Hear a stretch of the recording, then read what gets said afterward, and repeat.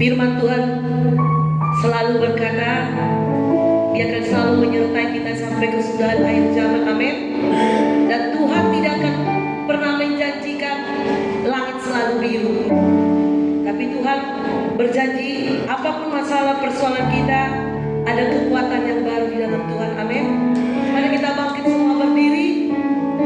Lupakan semua masalah, persoalan, rintangan, tantangan. Berikan pujian, belajar kita bersyukur bahwa di balik semua persoalan masalah ada campur tangan Tuhan, ada pertolongan Tuhan yang luar biasa. Mari kita semua berdoa di hadirat Tuhan. Bapa yang baik, Bapa yang kami sembah, Bapa yang luar biasa bagi kami. Kami bersyukur Tuhan, Engkau tidak pernah menjanjikan langit selalu biru di dalam hidup kami, tapi Engkau berjanji akan menyertai kami sampai kesudahan akhir zaman. Engkau memberi kekuatan yang baru bagi kami. Engkau selalu melindungi, selalu ada campur tangan, selalu ada pertolongan yang luar biasa di hidup kami, Tuhan Yesus. Hari ini Tuhan, kami mau menyembah Engkau. Biarlah Engkau bertahta di atas penyembahan kami, dan Roh Kudus-Mu bekerja di hati kami, Tuhan Yesus. Roh Kudus, mengalir Engkau di setiap hati kami hari ini. Ada kuasa di pujian kami, ada kuasa di penyembahan kami Tuhan.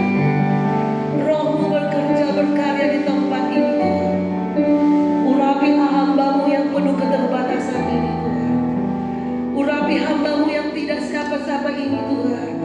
Tapi aku percaya Roh-Mu tidak terbatas, mengurapi MC singer, pemain musik Tuhan, dan komputer, pengkhotbah, guru sekolah minggu, dan seluruh jemaat Tuhan hari ini menikmati ada aliran-aliran kuasa dari surga, realitas surga nyata kami rasakan di tempat ini. Kirimkan berlasa-lasa malaikat-Mu bersama-sama dengan kami memuji dan menyembah. Haleluya. Roh-Mu berkuasa di tempat ini. Kerajaan-Mu datang, jadilah kehendak-Mu.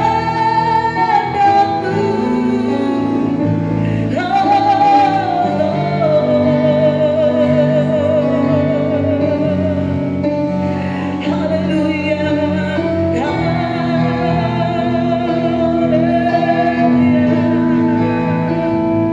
Ditinggikanlah nama-Mu Tuhan, diagungkanlah nama-Mu. Biarlah penyembahan kami menjadi dupa yang harum di hadirat-Mu.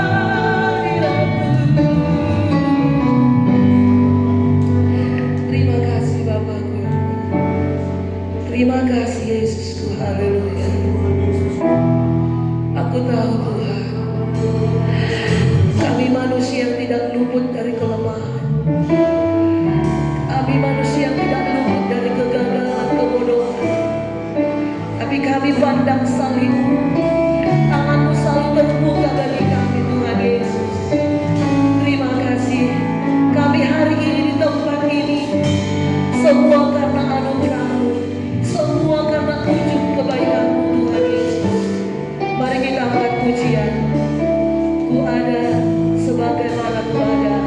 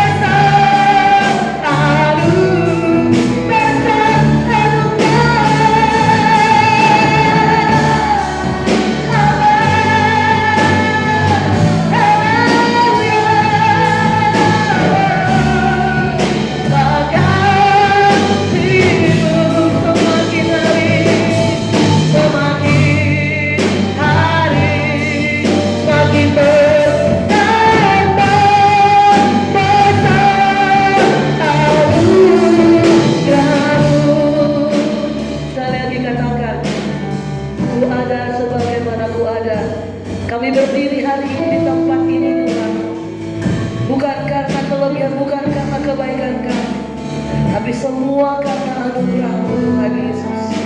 Dan tidak pernah kami sia-siakan anugerah-Mu. Kami menghargai anugerah yang besar Engkau berikan bagi kami. Angkat sekali lagi pujian ini dari dasar hatimu yang paling dalam. Ku ada sebagaimana Ku ada. Semua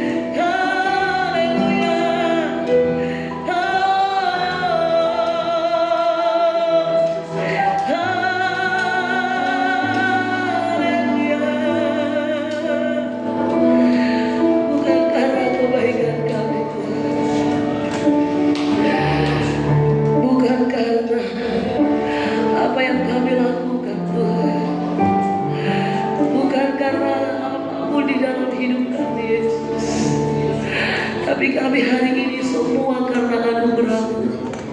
Tambah-tambahkan anugerah-Mu Tuhan. Tambah-tambahkan kasih karunia-Mu bagi kami Tuhan Yesus. Bapa, kami percaya Tuhan, di saat kami duduk di kaki-Mu Tuhan, jadilah kami tenang. Jadilah kami tenang Tuhan.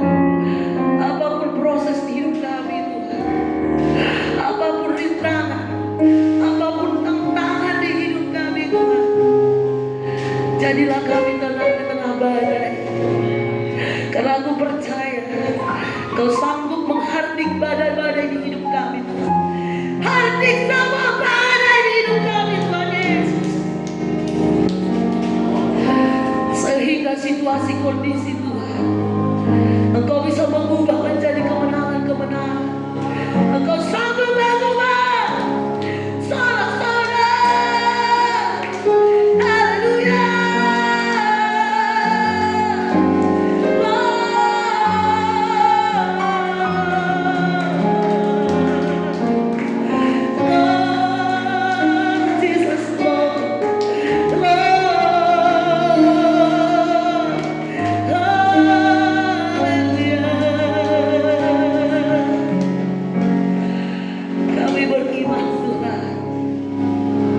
Di badai hidup kami ada campur tangan Tuhan, ada tangan-Mu yang memegang sampai kami bisa melewatinya.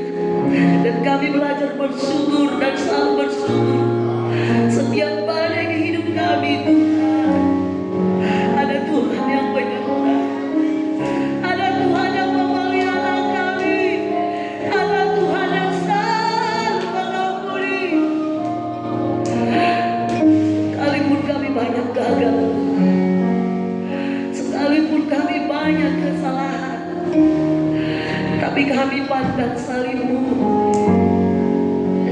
menyelesaikan semua dosa, kesalahan kami, kebodohan kami, kelemahan kami. Thank you Lord, thank you Jesus. Mari angkat penyembahan lebih lagi. Angkat suaramu.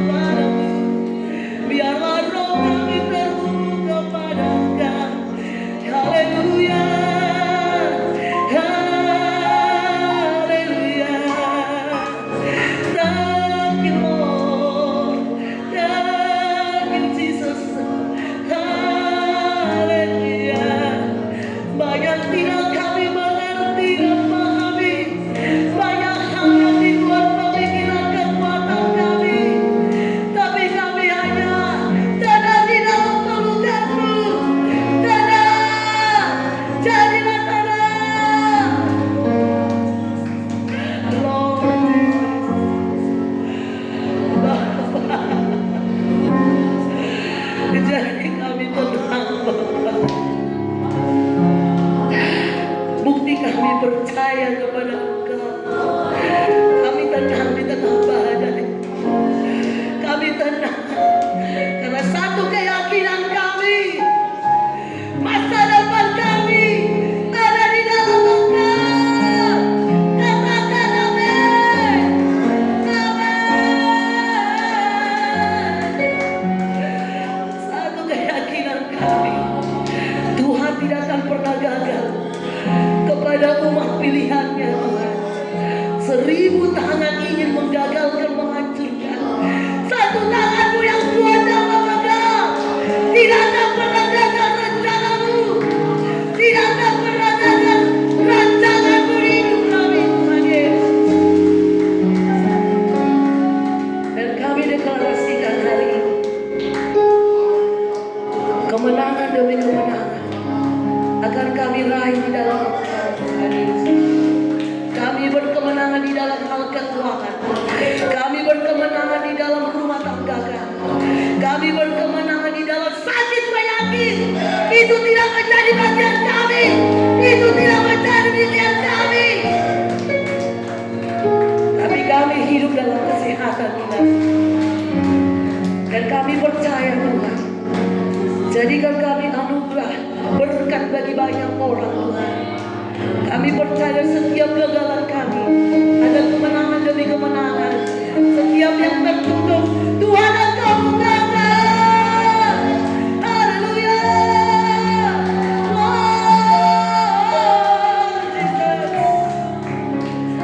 Kami deklarasikan terus Tuhan. Itu tidak menjadi bagian kami.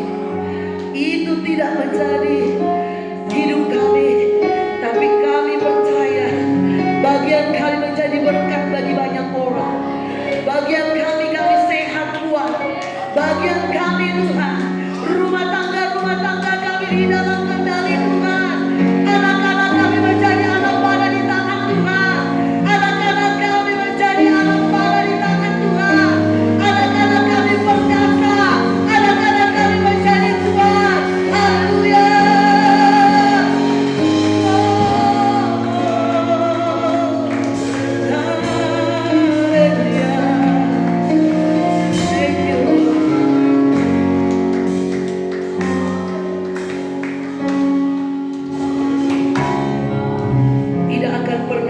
Kami Tuhan mendeklarasikan iman kepercayaan kami sampai betul-betul terjadi dalam hidup kami Tuhan Yesus. Kami tidak akan pernah melihat fakta dan kami tidak akan melihat ke belakang, tapi mata kami tertuju ke masa depan kami. Haleluya Tuhan. Masa depan kami sungguh ada di dalam Engkau Yesus. Thank you Lord. Thank you Jesus. Mari kita angkat pujian, kekuatan di hidup kami Tuhan Yesus.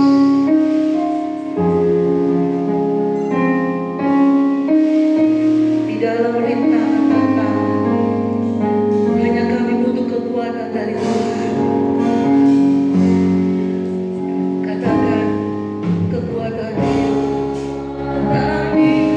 Yesus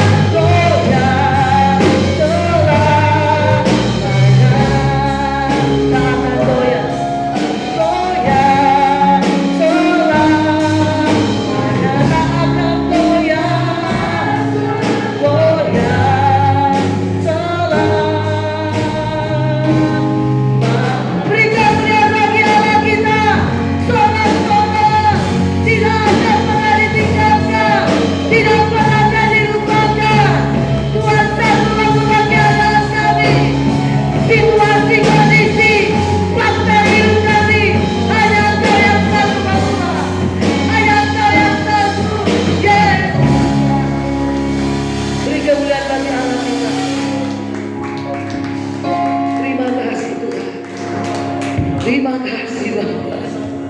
Perkara-perkara di hidup kami hari ini kami letakkan di kaki-Mu Tuhan.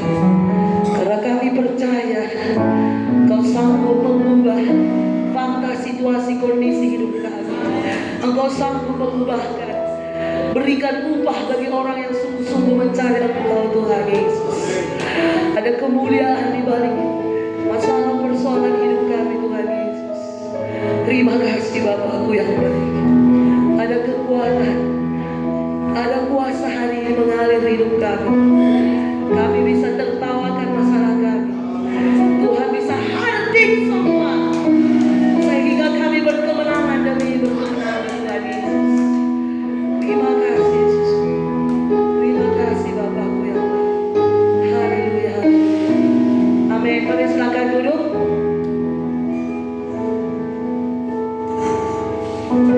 Kita akan siapkan hati kita mendengarkan firman Tuhan. Sebelum kita mendengarkan firman Tuhan, mari kita angkat pujian. Terima kasih Tuhan buat anugerah-Mu begitu besar dalam hidup kami. Kami bersyukur Tuhan dan selalu bersyukur Bapa. Hidup kami sampai hari ini semua karena kekuatan daripada Engkau. Jadikan kami orang-orang yang tahu bersyukur. Jadikan kami orang-orang yang tahu berterima kasih Tuhan Yesus. Mari kita angkat pujian ini. Terima kasih Tuhan.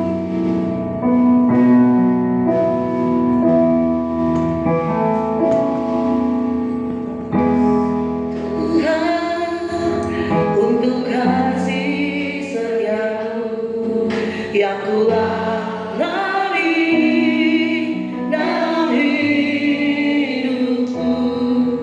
Terima kasih Yesus untuk kebaikan-Mu sepanjang hidupku.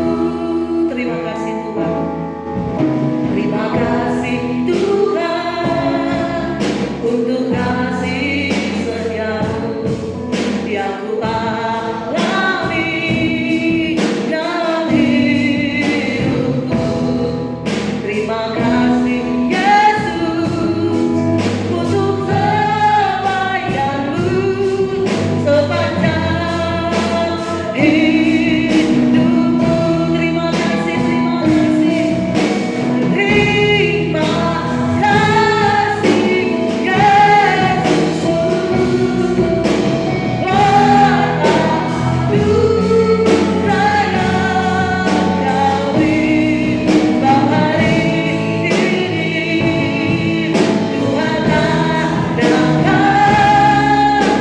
syukur kami. Terima kasih, terima kasih.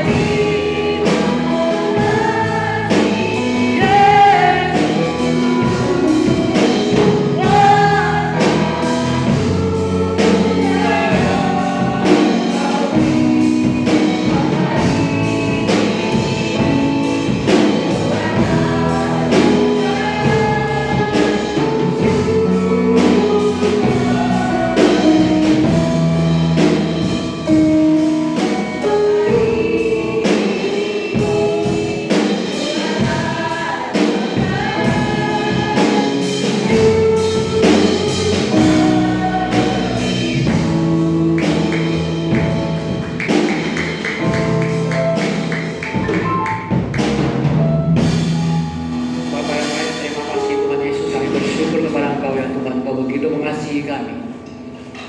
Engkau selalu memperhatikan kami Tuhan Yesus. Engkau selalu campur tangan dalam masalah problem kami Tuhan Yesus. Kami tahu Tuhan Engkau punya rencana yang besar atas hidup kami, atas hidup anak-anak kami ya Tuhan Yesus. Ajari kami terus agar kami tahu jalan-Mu ya Tuhan. Bapa, sebentar kami akan mendengar firman-Mu. Urapi kami semua Tuhan. Rohi pada wahyu Tuhan atas kami Tuhan, agar kami senantiasa mengerti firman-Mu. Terima kasih Bapa, dalam nama-Mu kami berdoa dan kami mengucap syukur. Amin. Shalom. Dua minggu lalu kita telah belajar tentang mendengar tentang 7 perkataan Yesus. 2 minggu lalu kita mendengar tentang satu kata pertama, yaitu Bapa, ampunilah mereka mereka tidak tahu apa yang mereka perbuat. Hari ini kita akan melihat ada perkataan yang kedua. Perkataan kedua ini diucapkan Yesus juga di salib. Perkataan kedua adalah hari ini juga engkau bersama-sama aku di Firdaus. Ini adalah perkataan kedua Yesus di atas salib. Next. Mari kita baca bersama-sama. 3, 2, 1 ya. Kata Yesus kepadanya, aku berkata kepadamu, sesungguhnya hari ini juga engkau akan ada bersama-sama aku di dalam Firdaus. Nah, ketika Yesus dalam perjalanan mulai dari Getsemani sampai naik ke Golgota, dia tidak banyak berfirman lagi. Bahkan ketika orang bertanya kepada dia hanya diam, karena mereka tidak layak mendengar firman Tuhan. Ketika dia atas kayu salib, dia hanya mengucapkan 7 kata di atas kayu salib. Nah, kata pertama yang dia ucapkan adalah, Bapa, ampunilah mereka tidak tahu apa yang mereka perbuat. Kata yang kedua adalah kata ini, aku berkata kepadamu, sesungguhnya hari ini juga engkau ada bersama-sama aku di Firdaus. Nanti kita akan pelajari apa yang membuat seorang penjahat kelas kakap ini bisa menerima anugerah Tuhan yang begitu besar. Bahkan sebelum orang lain menerima, dia adalah manusia pertama kali yang menerima anugerah ini. Kenapa bukan orang Farisi? Kenapa bukan imam-imam? Kenapa bukan ahli Taurat? Mengapa bukan orang yang rajin ibadah, rajin berdoa yang mendapat anugerah besar ini? Kenapa mesti seorang perampok besar yang justru mendapat anugerah pertama? Jadi sejak Yesus mati di kayu salib, orang pertama yang menerima anugerah terbesar ini adalah sang perampok tadi, penjahat besar. Ini luar biasa. Nah, kalau sang perampok itu saja begitu bisa dapat anugerah besar, apalagi saudara dan saya. Saya percaya ada anugerah yang jauh lebih besar lagi yang dia persiapkan. Si perampok itu mendapat anugerah besar hanya untuk mencapai hidup yang kekal. Anugerah yang besar itu dia akan mendapat kehidupan yang kekal. Tapi anugerah besar buat kita bukan hanya itu. Anugerah yang besar yang persiapan buat kita agar kita menjadi berkat atas bangsa ini. Kita bisa anak cucu kita akan memimpin bangsa ini. Itu anugerah yang kita diterima oleh si perampok tadi. Tapi anugerah keselamatan terbesar adalah si perampok tadi yang mendapat pertamanya. Next. Ketika Yesus dibawa kayu salib, ada suara yang terus mengejek dia. Orang lain yang diselamatkan, biarkanlah sekarang ia menyelamatkan dirinya sendiri. Jika ia adalah Mesias, jika dia adalah Raja orang Yahudi, selamatkanlah dirimu dan lain sebagainya. Ketika dia ada di kayu salib, ada ejekan-ejekan yang begitu luar biasa di bawah sana. Kalau engkau Mesias, turunlah dari salib. Jika engkau anak Raja orang Yahudi, turunlah dari kayu salib. Ada ejekan-ejekan, ada mudahan-mudahan, ada makian, segala macam dia terima di kayu salib. Kalau kita pikir-pikir, ironis sekali. Seorang yang begitu kudus dari surga turun ke bumi ini harus terhina sampai sedemikian rupa. Kalau kita tanya kenapa dia harus terhina, karena dia terhina lah supaya kita tidak terhina. Ketika dia direndahkanlah supaya kita jangan direndahkan. Ketika dia mengalami sakit penyakitlah supaya kita bisa berkata oleh bilur-bilurnya, aku telah menjadi sembuh. Semuanya itu dia selesaikan di kayu salib. Hinaan, cacian, makian tidak akan mempengaruhi hidup dia untuk menyelamatkan umat manusia di muka bumi ini. Dia tidak mengatakan begini, dasar manusia, aku datang untuk menolong engkau, tapi engkau justru maki-maki sama saya. Dia tidak mengatakan kata-kata seperti itu. Dia tahan sisaan itu, dia tahan ejekan itu, dia tahan hinaan itu, supaya semua hinaan, semua ejekan tidak kita alami. Tapi orang akan bertanya, tapi toh juga kadang-kadang aku bisa dihina orang, toh kadang-kadang aku bisa diejek orang, kadang-kadang aku juga bisa ditipu orang segala macam. Toh aku akan mengalami A, aku akan mengalami B, aku mengalami C. Bedanya adalah engkau bisa melewatinya dengan mudah. Amen. Ada kekuatan supernatural yang akan memungkinkan kita untuk melewati masa-masa itu. Amen. Orang lain ada yang bunuh diri. Orang lain ada yang begini, ada orang yang begitu, yang lain begini. Tapi kita tidak. Pelan tapi pasti kita mampu untuk melewati itu. Amen. Karena semua yang kita alami tidak seperti yang dia alami. Semuanya telah dia selesaikan. Semuanya telah dia lalui. Untuk apa? Untuk supaya kita juga bisa melaluinya. Itu yang membuat kita berbeda dengan orang-orang dunia sana. Kita menjadi orang-orang yang tidak mudah frustasi. Kita tidak menjadi orang-orang yang gampang mencari jalan pintas. Tapi kita adalah orang-orang yang mampu melewati semua problem dan masalah dengan baik. Yes. Kita akan mendarat dengan baik. Ibarat pesawat kita mendarat dengan baik. Amen. Sekalipun ada goncangan, ada awan tebal, ada segala macam dalam perjalanan, tapi akhirnya kita akan mendarat dengan baik. Yes. Kenapa? Karena ada pengorbanannya di atas kayu salib. Amen. Kalau sang perampok tadi bisa menerima, apalagi kita. Amen. Kenapa kita? Karena kita adalah anak yang dikasihinya. Kita bukan sekedar anak Tuhan, tapi kita adalah anak yang paling dikasihi. Amen. Next. Jadi ketika manusia berdosa, si perampok itu berdosa, si penjahat kelas kakap itu berdosa, dia bukan berdosa pada dirinya atau pada orang lain, tapi dia berdosa kepada Tuhan. Sama hal juga seluruh manusia di muka bumi termasuk kita. Kita tidak berdosa kepada manusia lain. Kita tidak berdosa kepada diri kita sendiri. Kita hanya berdosa kepada Tuhan. Sehingga hanya Tuhanlah yang bisa menyelesaikannya ini. Mungkin kadang-kadang ada orang dia merasa bersalah kepada orang lain. Dia merasa melukai hati orang lain. Tapi di mata Tuhan, engkau dia bermasalah dengan mereka. Maka selalu Tuhan mengatakan kepada kita, ketika orang melukai kita, ketika orang menghina kita, kita harus paling berkata, ampuni dia. Karena urusannya bukan dengan kita. Karena ketika orang berdosa, dia bukan berdosa kepada kita. Ketika orang menghina kita, dia bukan menghina kita, tapi dia sedang menghina Tuhan.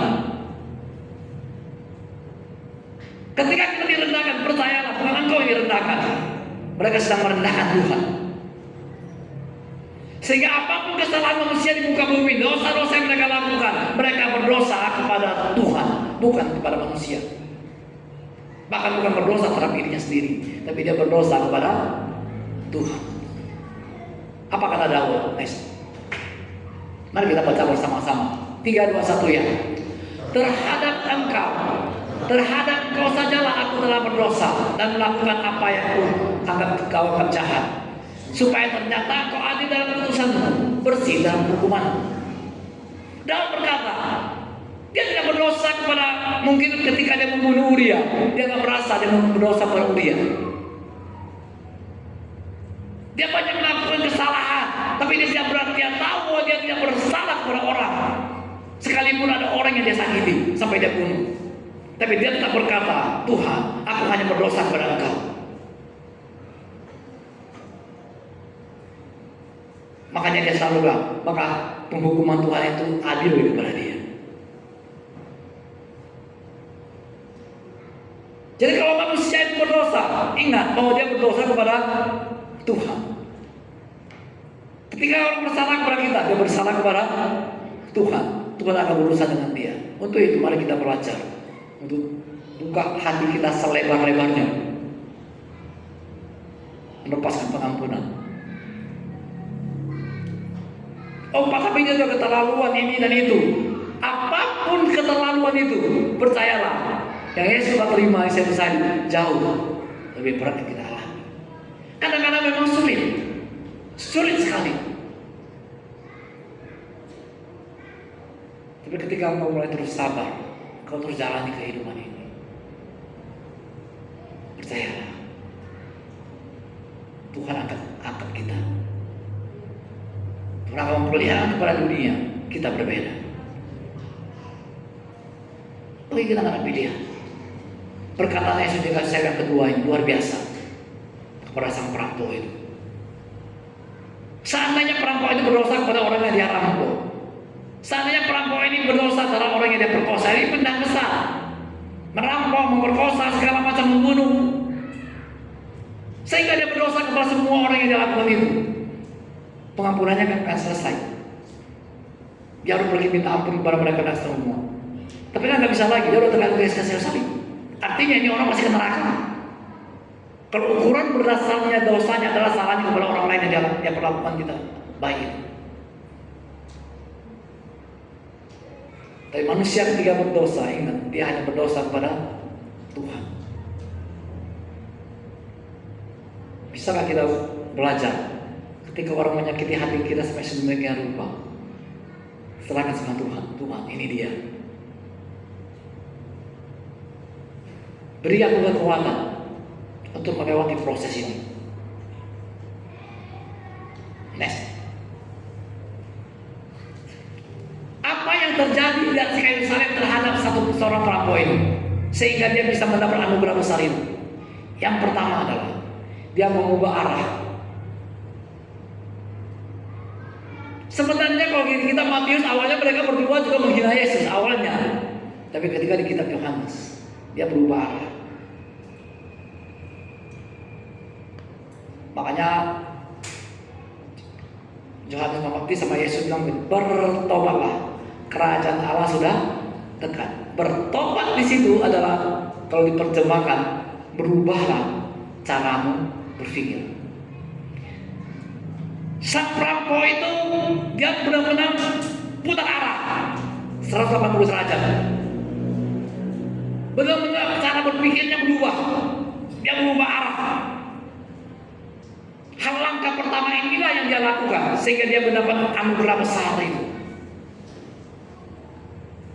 Makanya kita kadang jangan menilai orang sekarang. Siapa tahu detik-detik terakhir dia mengalami hal yang sama. Tiba-tiba dia berubah arah. Mungkin sekarang kita melihat orang itu begitu sadis. Mungkin orang begitu kita melihat orang itu begitu kasar. Mungkin segala macam yang di mata kita dia tidak baik. Bisa saja di detik-detik terakhir dia berubah arah. Sama hal yang dialami oleh sang perampok ini, penjahat besar ini. Tiba-tiba saja dia berubah arah. Ketika dia berubah arah itulah yang membuat anugerah besar dia terima. Nggak ada anugerah lebih besar daripada keselamatan. Kalau yang kita anugerahi di dunia ini itu hanya bonus. Walaupun Tuhan janjikan engkau akan menikmati surga di muka bumi ini, itu hanya bonus. Keselamatan terbesar di muka bumi adalah anugerah keselamatan itu. Minggu lalu hari kebangkitan kita sudah pelajari apa itu Firdaus. Firdaus itu bukan surga. Dan minggu lalu ketika hari kebangkitan kita sudah mempelajarinya. Next. Di Matius 27 ayat 4 akan penyamun.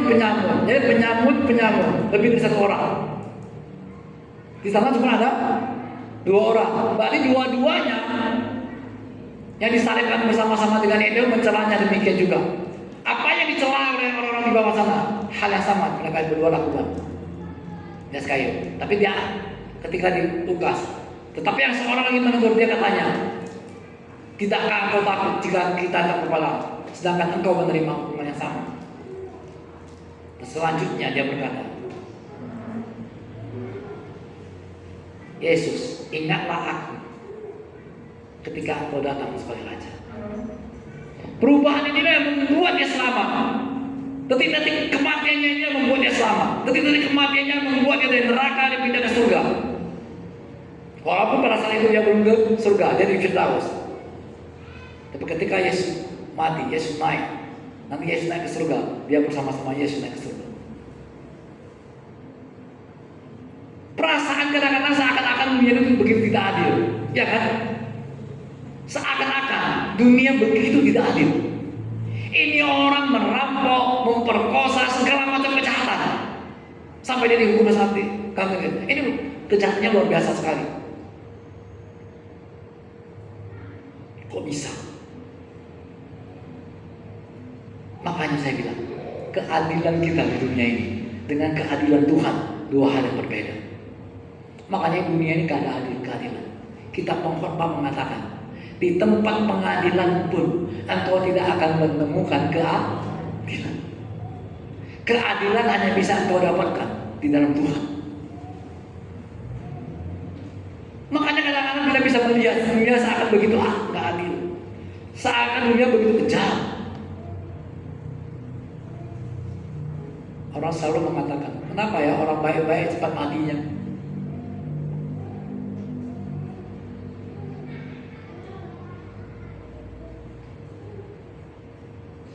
Kalau begitu, jangan jadi orang baik supaya panjang umur gitu. Enggak juga kan? Padahal enggak, percayalah. Orang baik itu pasti lebih panjang umur. Tapi yang kamu lihat itu belum tentu baik, itu baik di matamu. Engkau nggak tahu di belakangnya apa yang dikerjakan. Satu, yang kedua adalah kamu fokus kepada orang baik yang mati itu. Kamu nggak tahu yang mati, yang jahat yang berapa mati, kamu nggak perhatikan. Karena kamu anggap biasa aja, memang dasar belum mati kan begitu. Sama ketika orang bilang orang merokok itu lebih panjang umur.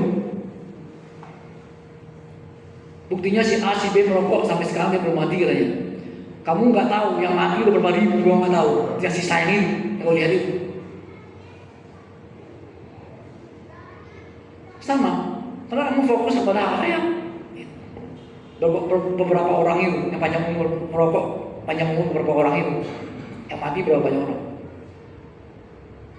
Nggak bisa dipungkiri. Engkau yang hidup dalam Tuhan sama di luar Tuhan pasti berbeda. Saya hari Kamis yang nggak salah, Kamis atau Jumat, adik saya tiba-tiba telepon saya begitu sesak. Itu adik saya yang paling kecil, adik saya yang paling kecil, bungsu di antara kami. Di bawah saya masih ada 3, sama dia yang keempat. Di bawah saya perempuan, setelah perempuan dulu laki-laki, baru dia 3. Jadi saya bawa ke rumah. Besoknya saya bawa dia ke Siloam. Katanya badannya, kepalanya kepas-kepas, dada panas, ulu hati sakit, komplikasi, semua sakit. Kan bingung kita kan apa yang mau diobati. Yang terakhir menangani dia di 4 dokter. Padahal dia sehat. Waktu pergi pun jalan kakinya. Kan bingung ya kan. Waktu pergi jalan kaki begitu masuk rumah sakit 4 dokter yang menangani. Sama dokter umum 5. Periksa semua. Salah terjepit ada, segala macam. Tapi yang paling parah adalah empedunya ada batu. Lalu harus diangkat. Hari Kamis diangkat empedunya itu di stop. Lalu ketika saya datang, dokter yang empedu itu, "Bapak adiknya ya?" "Enggak, saya abangnya." "Ya, enggak salah," dia bilang. "Kenapa dok?" Saya bilang. "Kok bapak jauh lebih muda, ini malah adik saya yang paling kecil," saya bilang. "Kok bisa ya?" dia bilang. "Jauh sekali bedanya nih." Itu membuktikan kita dari Tuhan sampai luar Tuhan itu berbeda. Bapak begitu segar. Kira dia gimana mau segar dok, lagi sakit, nggak segar kan dia bilang. Enggak katanya, bukan karena itu dia bilang. Dari kelihatan bapak segar sekali dia bilang. Karena dia muslim. Bapak segar sekali dia bilang. Beda sekali dia bilang. Masuk 3 hari. Voice-nya apanya? Perkiraan apanya? Pembiayaan yang sudah keluar sampai nanti malam kurang 80.000, 100 juta. Sampai nanti hari Senin keluar, saya nggak tahu berapa. Yang 3 harinya sudah lewat itu 3 hari itu 100. 2 tahun lalu saya paksa dia masuk asuransi. Nggak usah lah, saya sehat. Masuk lah, kau dengar saya bilang. Nanti kau kerja mati-matian semua bawa ke rumah sakit. Karena saya paksa, akhirnya dia masuk. Per semester 3.700.000. Setelah masuk rumah sakit, tadi semalam lihat bilnya 100 juta. Untungnya kau paksa aku hari itu, dia bilang. Saya paksa semua kakak saya, keluarga saya semua masuk. Adik saya, kalau benar juga masuk di Kolbi Asia. 27 juta juga. Jadi kehidupan kita itu akhirnya menjadi berkat, menjadi dewa penolong bagi mereka.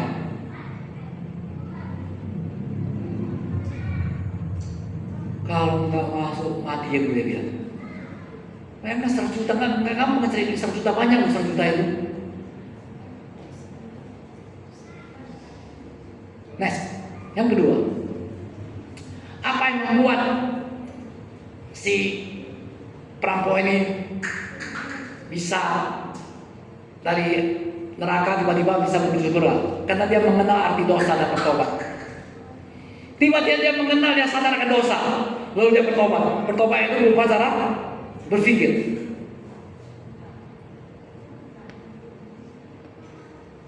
Kadang-kadang orang menyesali hukumannya. Yang dia sesali adalah koruptor itu, yang dia sesali hukumannya. Dia bukan sesali dosanya. Si perampok tadi dia sesali dosanya. Kita bukan perlu sesali penghukuman, tapi kita perlu menyesali dosa kita. Jangan hukumannya yang disesali, tapi dosa lagi yang perlu kau sesali. Perampok itu bisa selamat karena dia benar-benar dia sesali dosanya, bukan hukumannya. Dia merasa kita layak menerima hukuman ini, dia bilang kita layak.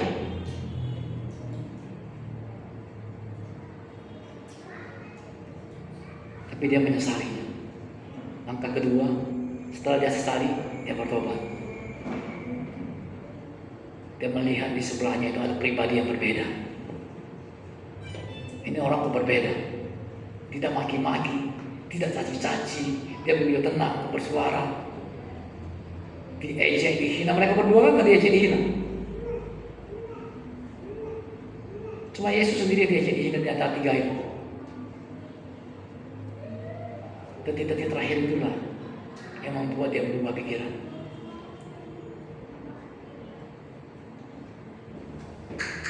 Makanya orang ketika detik terima anugerah itu luar biasa. Ini yang berbahaya adalah udah mau mati bukan mau bertobat. Udah sesak napas, paru-paru udah bolong-bolong, suruh berhenti merokok masih nggak mau. Banyak alasan. Dokter aja merokok Pak, dia bilang.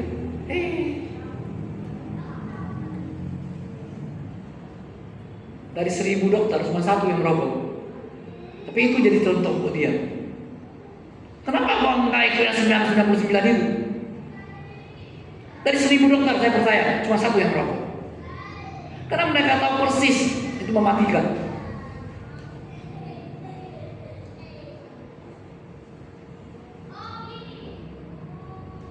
Nah, yang ketiga,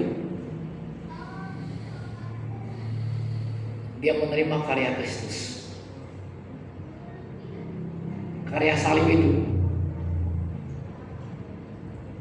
percayalah, kalau sang perampok bisa menerima karya Kristus, engkau jauh lebih besar. Kita jauh lebih punya kesempatan besar untuk menerima karya besar Kristus itu.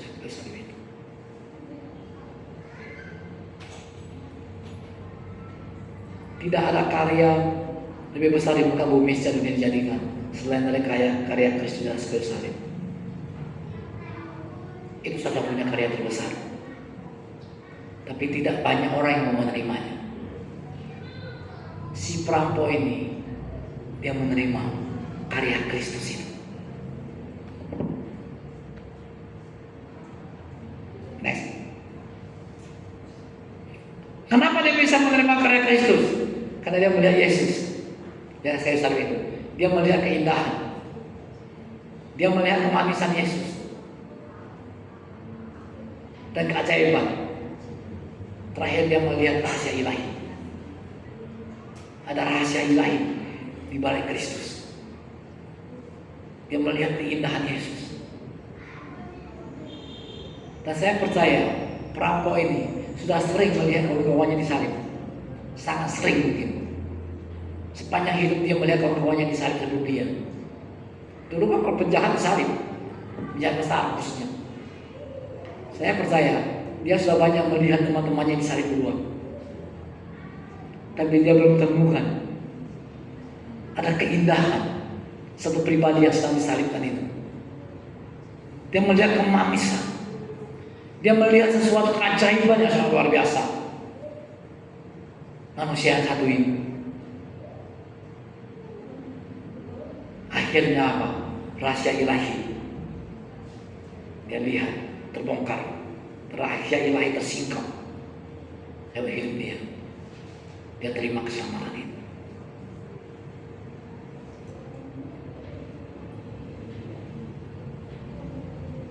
Mari kita belajar.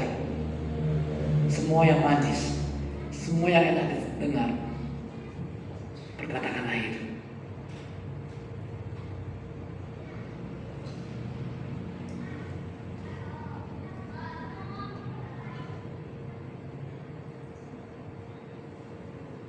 Kalau saya bayangkan si perampok tadi, membayangkannya itu, betapa bersyukurnya dia.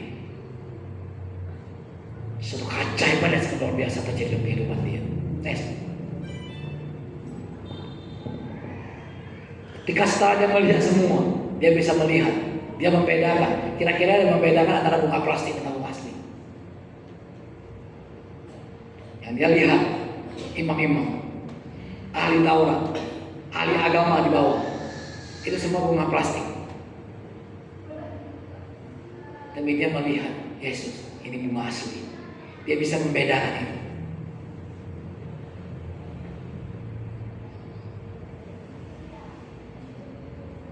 Kita bukan sedang menghakimi. Kemarin kami ngomong-ngomong sama Hendri di mobil. Kalau kita lihat kan cerita tentang pendeta kadang-kadang yang bagaimana menghalalkan segala cara untuk mendapatkan sesuatu. Dan perampok itu bisa melihat, walaupun dia tokoh agama, imam-imam, ahli Taurat, orang Farisi, kelihatannya seperti indah sekali.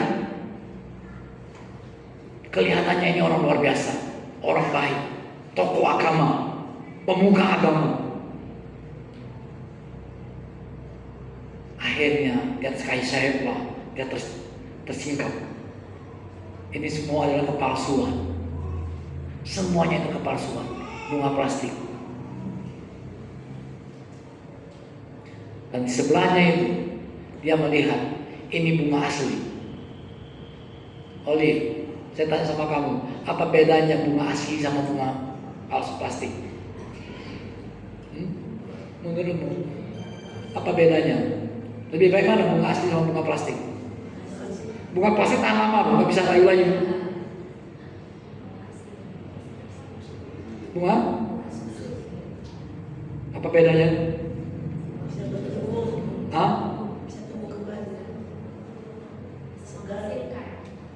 Bunga plastik kalau dibakar yang keluar bau plastik. Baunya luar biasa, betul nggak?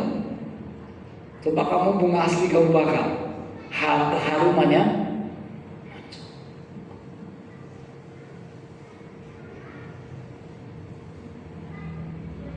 itulah sang perampok itu mampu membedakan. Dia cium bunga yang berbeda, harum yang berbeda ini. Detik-detik kematian ketika dibakar, ini kok harum. Yang lain dibakar, itu malah bau plastik. Marilah kita semua menjadi bunga asli.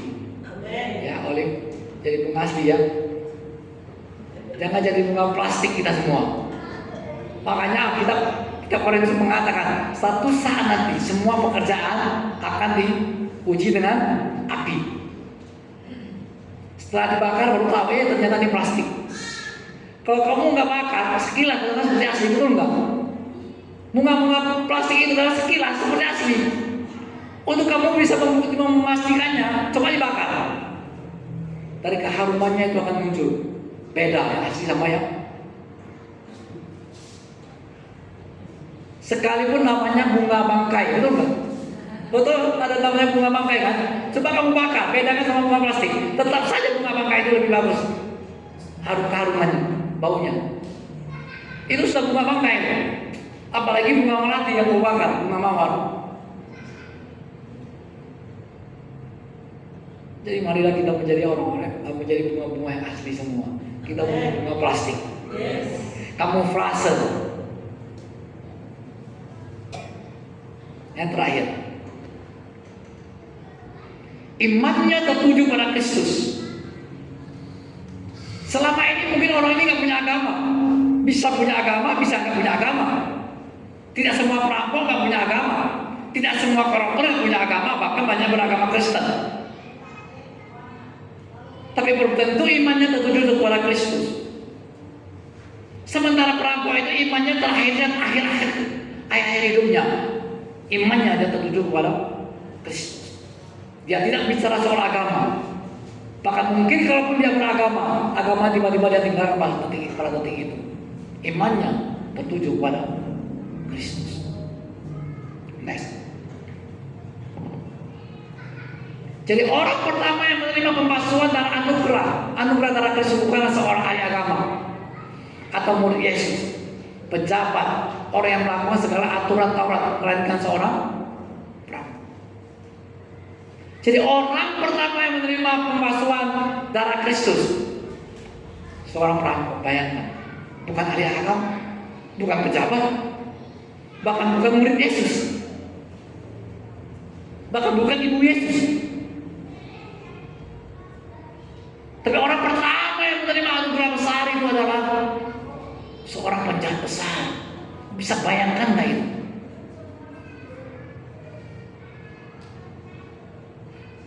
Kalau penjahat besar itu bisa menerima anugerah keselamatan, anugerah besar, kesalahan apa sih yang nggak bisa kamu dapatkan?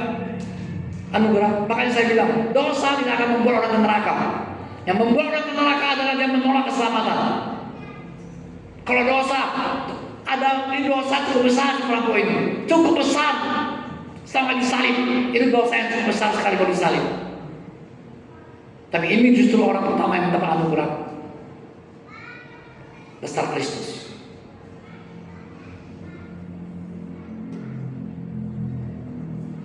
Adakah dosa lebih besar dari yang mereka berbuat?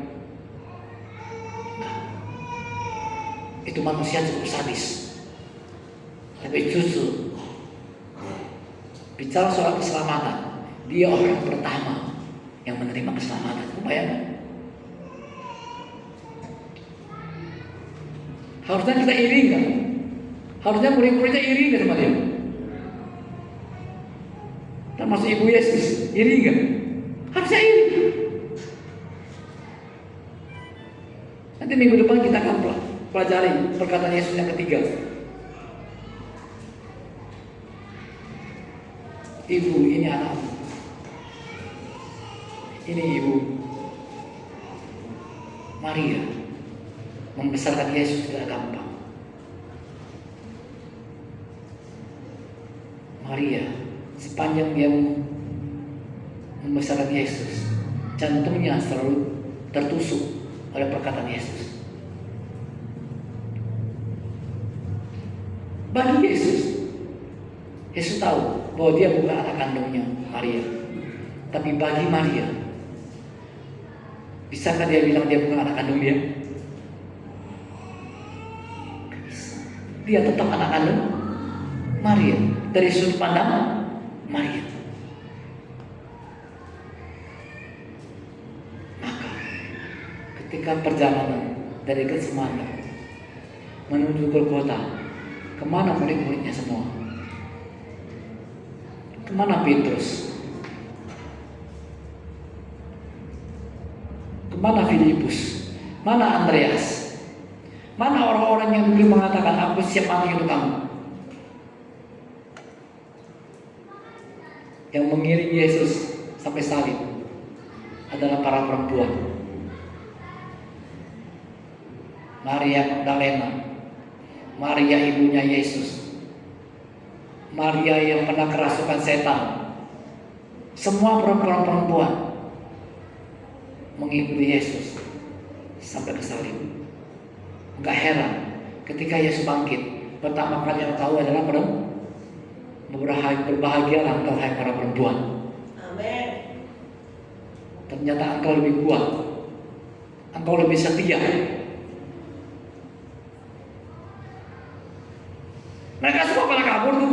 Petrus yang bilang aku rela mati untukmu, kabur juga akhirnya.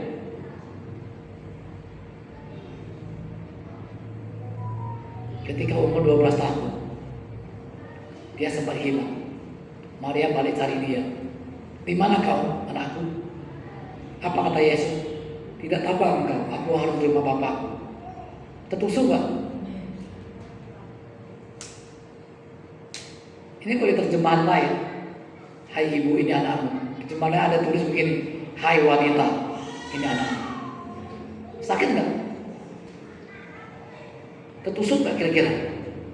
Misalnya tiba-tiba si Olive bilang sama Mama Cindy, hai wanita.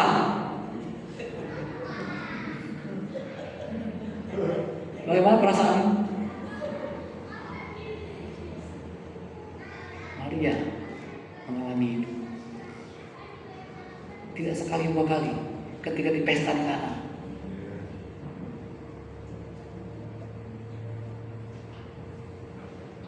Saya bisa membayangkan beban Maria itu sampai terakhir.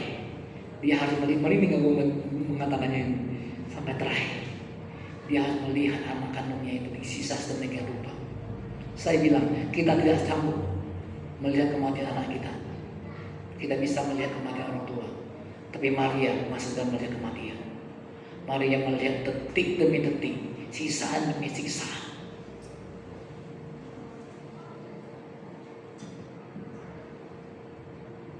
Bukan hanya Yesus yang luar biasa, Maria luar biasa.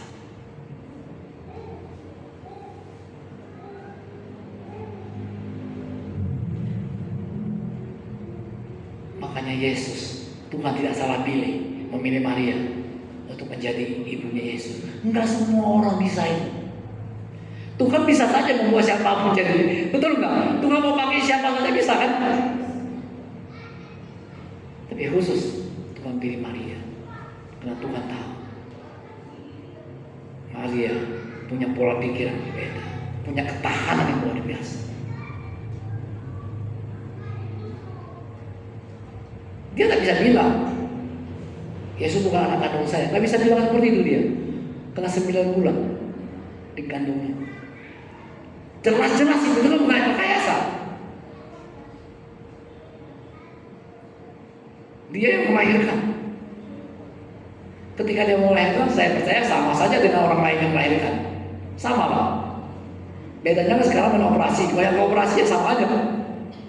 Masih tinggal nggak operasi kan? Bagaimana Maria melahirkan ya sama dengan melahirkan. Sehingga nggak bisa disangka bahwa dia itu anak kandungnya. Tapi kata-kata Yesus selalu dan selalu seakan-akan dia bukan kandungnya. Tapi memang betul dia bukan anak kandung Maria. Sebenarnya Yesus ingin kasih apa? Kasih kisi-kisi. Oh kamu bukan ibu kandungmu. Kira-kira seperti itu. Tapi dia pakai kisi-kisi. Tapi kisi-kisinya itu menyakitkan. Daripada dia terus terang lebih sakit lagi kan? Kamu bukan ibu kandungku, dia bilang. Sakit nggak itu? Itu lebih ngeri lagi. Udah dia melahirkan kok. Kalau Yusuf bisa, Yesus bukan anak kandung saya. Yusuf bisa. Kalau Maria nggak bisa.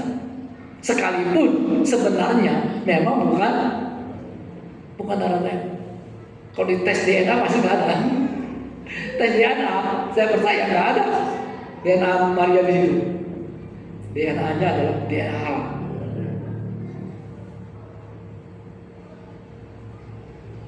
Mari kita merenungkan sedikit perkataan Yesus yang kedua dan perkataan yang ketiga nanti minggu depan kita pelajari.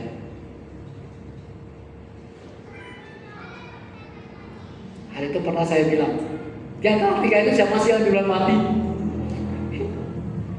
Siapa duluan mati? Siapa yang duluan mati oleh dari 3 orang itu?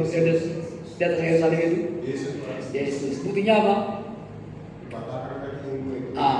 Coba kita lihat ayatnya.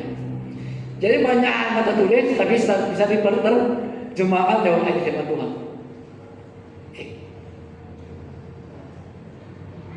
Tadi Anes tadi habis.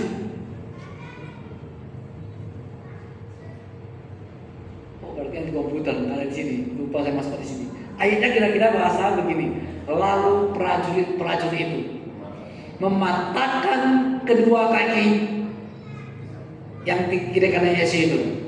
Nah, pada saat mereka ingin mematahkan kaki Yesus, Yesus sudah mati. Itu membuktikan Yesus duluan mati. Lalu pertanyaannya, kenapa Yesus harus duluan mati daripada kedua itu? Mengapa? Bapak sini kenapa? Menyediakan tempat. Surga di mana? Dia pergi menyediakan tempat untuk si perampok satu itu. Aku akan pergi kepada Allah menyediakan tempat bagimu. Dia pergi dulu, dia menyediakan tempat buat si orang yang dia selamatkan tadi. Bayangkan luar biasanya anugerah itu.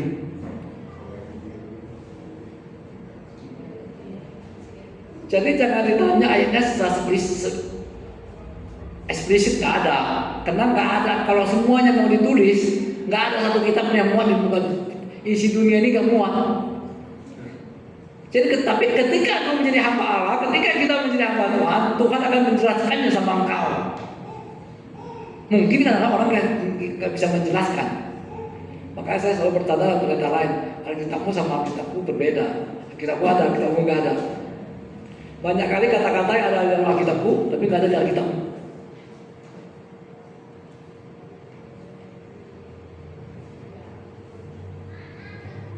Ayo kita berjemaah terus.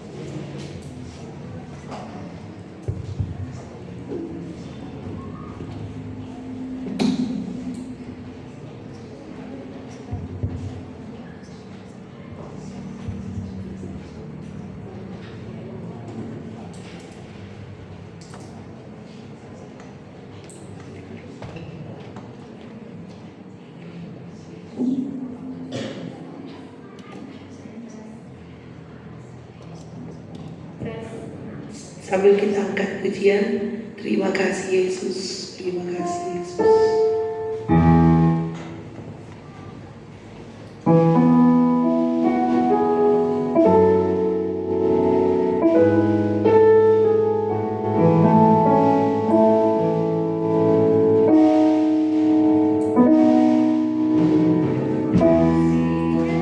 Yesus, untuk kasih setiamu yang ku alami dalam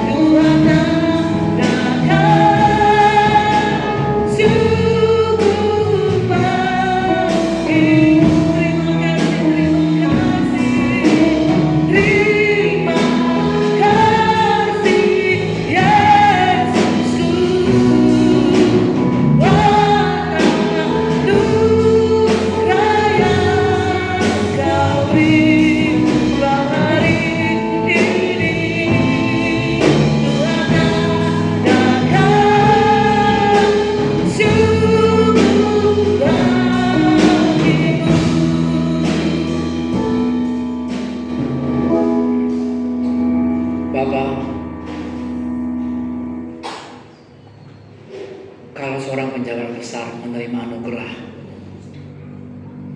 Terlebih-lebih kami anak-anak yang kau kasihi ya Tuhan Yesus. Kami akan lebih lagi mendapat anugerah-Mu Tuhan.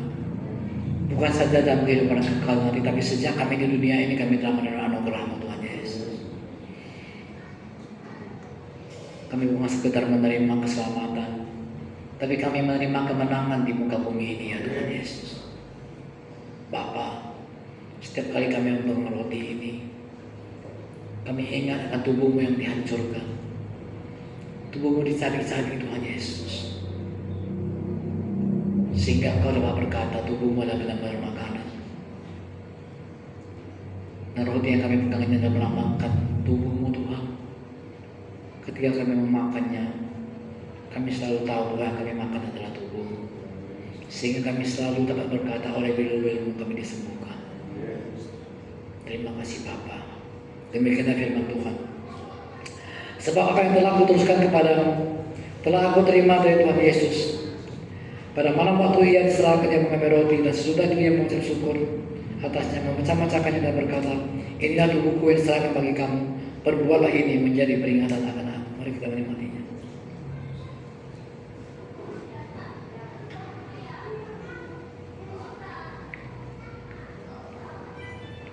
Bapa, darah yang tercurah itulah yang membuat keselamatan terjadi atas hidup kami Tuhan Yesus.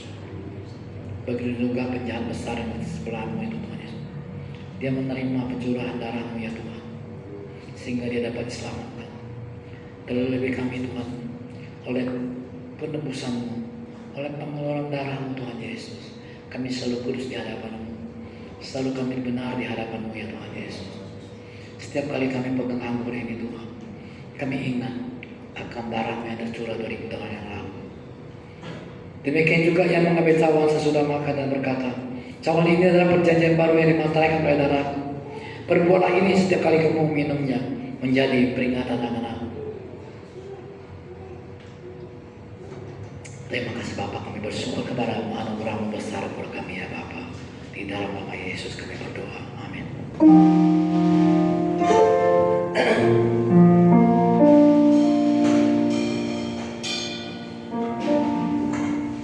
Silakan duduk. Kita akan memberi yang terbaik bagi Tuhan sambil kita angkat pujian dengan saya. Semua kewajiban-kewajiban kita, uang diakoni, biar diluruskan buat hati cinta ya. Semua uang diakoninya, kewajiban-kewajiban dibayarkanlah. Mari kita angkat pujian. Firman-Mu berkata, Firman-Mu berkata Kau bersamaku, maka kuat roh dan jiwaku.